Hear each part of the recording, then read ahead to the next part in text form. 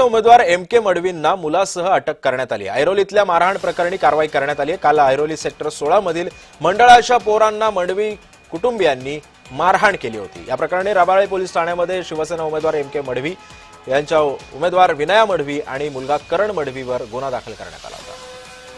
आणि या संदर्भामध्ये अधिक माहिती जाणून घेऊयात माझ्या सहकारी कविता लोखंडे सध्या आपल्या सोबत आहे। कविता, नेमकं हे सगळं प्रकरण काय होतं आणि सध्या तिथल्या कार्यकर्त्यांची सध्या मनस्थिती कशी आहे? नक्कीच सिद्धेश, काल उमेदवार जे आहे शिवसेनेचे एम.के. मडवी, त्यांचा मुलगा करण मडवी यांनी जे आहे सेक्टर 16 मधील एक मंडळाच्या मुलांना जे आहे मारहाण केली होती आणि या प्रकरणी रबाळे पोलीस ठाण्यामध्ये गुन्हा दाखल करण्यात आला होता।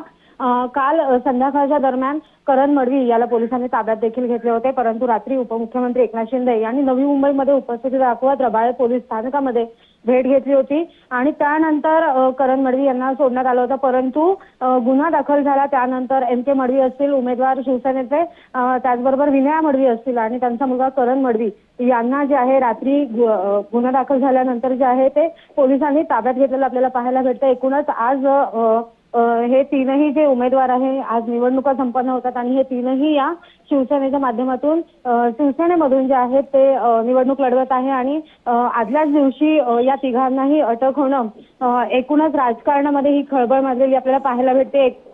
मुंबईमध्ये कविता, पण या सगळ्याचा मतदानावरती काय परिणाम झालाय का ऐरोलीमध्ये?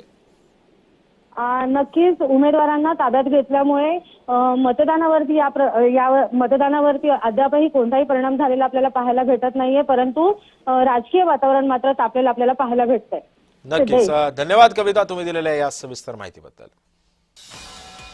त्यामुळे शिवसेनेचे उमेदवार एम.के. मडवी यांच्या मुलासह त्यांना अटक करण्यात आलेली आहे। ऐरोलीमध्ये झालेल्या मारहाण प्रकरणी पोलिसांनी ही कारवाई केली आहे।